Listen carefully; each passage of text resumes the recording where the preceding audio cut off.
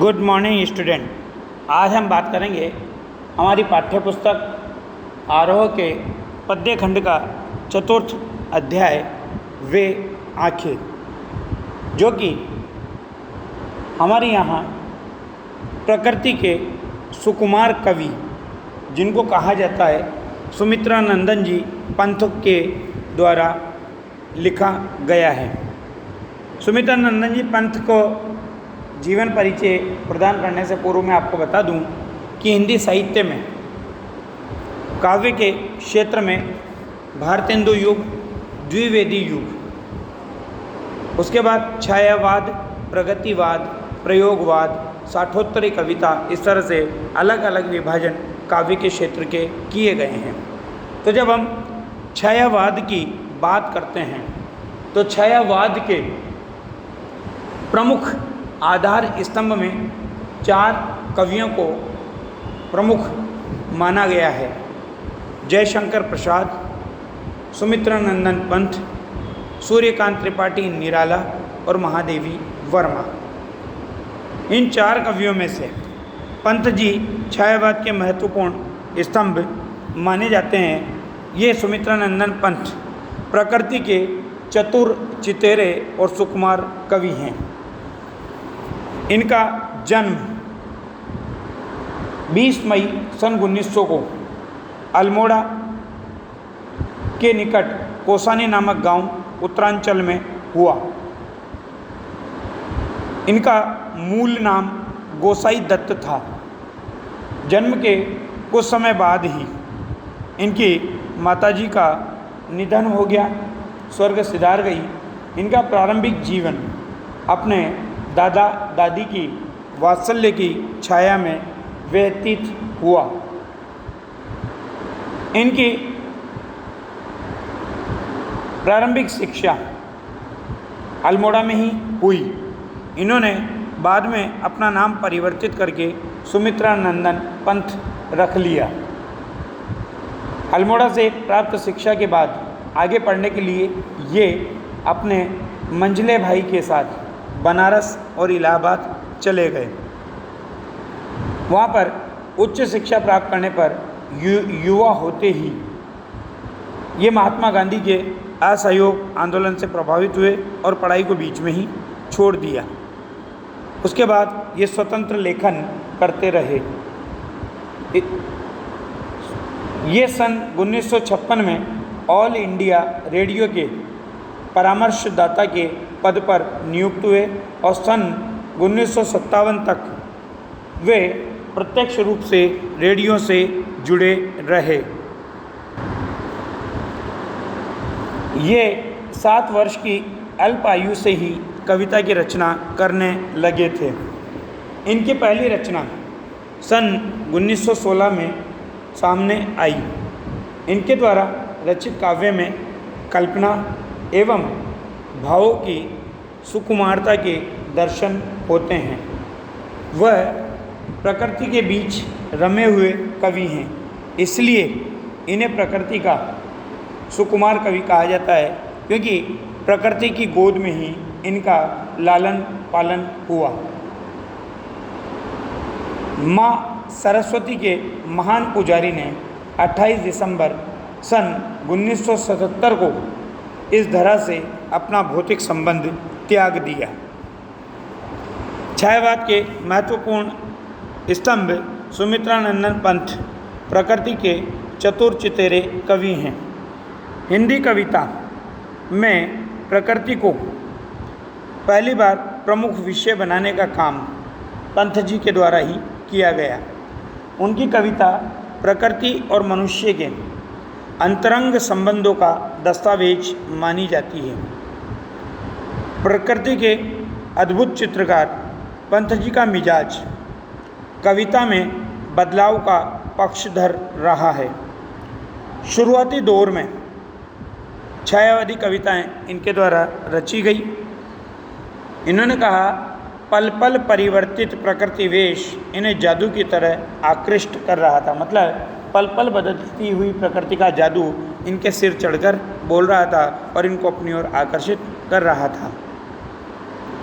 बाद में चलकर प्रगतिशील दौर में ताज और वे आंखें जैसी कविताएं भी इनके द्वारा लिखी गई। इनके साथ ही महर्षि अरविंद के मानववाद के या इसके साथ ही महर्षि अरविंद के मानववाद से प्रभावित होकर सुंदर है विहन विहग सुमन सुंदर मानव तुम सबसे सुंदरतम जैसी पंक्तियां भी ये लिखते रहे। इन्होंने नाटक, कहानी, आत्मकथा, उपन्यास और आलोचना के क्षेत्र में भी काम किया है। रूपाब नामक हिंदी की जो पत्रिका निकलती है उसका संपादन भी इनके द्वारा किया गया, जिसमें प्रगतिवादी साहित्य पर विस्तार से विचार विमर्श होता था। अब प्रगतिवाद क्या है ये मैं आपको समझा दूं। कविताओं में जब सामंतवाद का, पूंजीवाद का, विरोध का स्वर प्रमुखता से प्रकट होने लगा, मध्यम वर्गीय जीवन की पीड़ाओं का चित्रण होने लगा, उनकी प्रगति के स्वर प्रमुखता से प्रकट होने लगे, शोषित और शोषक वर्ग के संबंधों का चित्रण जब प्रकृति इन कविताओं में होने लगा, साधारण मानव को उन अत्याचारों का विरोध करते हुए, उन सामंतवादी और पूंजीवादी संस्कृति का विरोध करते हुए आगे बढ़ने की बात कही गई, तो वो युग और उससे संबंधित कविताएं हमारे यहाँ प्रगतिवादी दौर की मानी जाती है। जब हम पंत जी की भाषा की बात करते हैं तो पंत जी भाषा के प्रति बहुत सजग और सचेत थे। इनकी भाषा में जटिलता देखने को नहीं मिलती है। इनकी रचनाओं में प्रकृति की जादूगरी जिस भाषा में अभिव्यक्त हुई है उसे स्वयं पंत जी चित्र भाषा या बिंबात्मक भाषा की संज्ञा देते हैं। ब्रज भाषा और खड़ी बोली के विवाद में उन्होंने खड़ी बोली का पक्ष लिया। खड़ी बोली जो वर्तमान में हिंदी के रूप में जानी जाती है, इसका प्रारंभिक स्वरूप उसे कहा जाता है खड़ी बोली, और पल्लव की भूमिका में विस्तार से खड़ी बोली का समर्थन इनके द्वारा किया गया। पल्लव इनकी रचना का नाम है। इनकी प्रमुख रचनाओं की जब हम बात करते हैं तो मैं आपको बता दूं, पंत जी बहुमुखी प्रतिभा संपन्न साहित्यकार थे।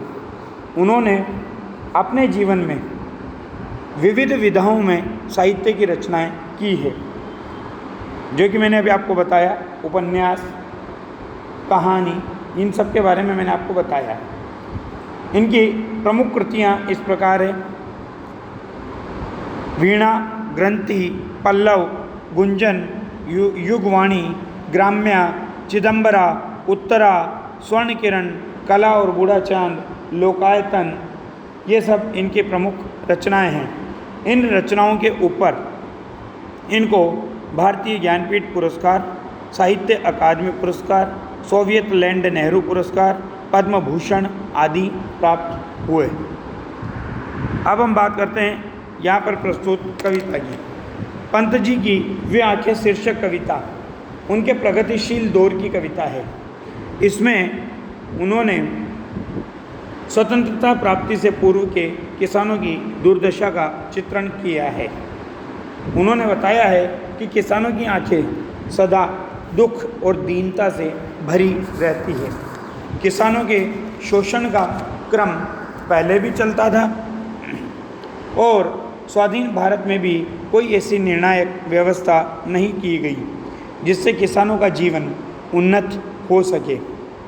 किसानों के साथ कितनी अमानवीय घटनाएं घट जाती है, उन्हें फंसाने के लिए कितने असत्य आरोप लगाए जाते हैं और अंततः उनका जीवन किस तरह अभिशाप बन जाता है, यह सब प्रस्तुत कविता में एक किसान के चित्रण से बताया गया है। प्रस्तुत कविता वे आंखें पंत जी के प्रगतिशील दौर की कविता है, इसलिए इसमें विकास की विरोधाभासी जो अवधारणाएं हैं उनके ऊपर कठोर और करारा प्रहार किया गया है। युग युग से शोषण का शिकार किसान का जीवन कवि को आहत और बेचैन करता है। दुखद बात यह है कि स्वाधीन भारत में भी किसानों को केंद्र में रखकर व्यवस्था ने कभी निर्णायक हस्तक्षेप नहीं किया। ये कविता ऐसे ही बुरे चक्र में, दुष्चक्र में फंसे किसानों के व्यक्तिगत एवं पारिवारिक दुखों की परतों को खोलती है और स्पष्ट रूप से विभाजित समाज की वर्गीय चेतना का खाका प्रस्तुत करती है। ये सब भावनाएं इस कविता में कवि के द्वारा अभिव्यक्त की गई है। धन्यवाद।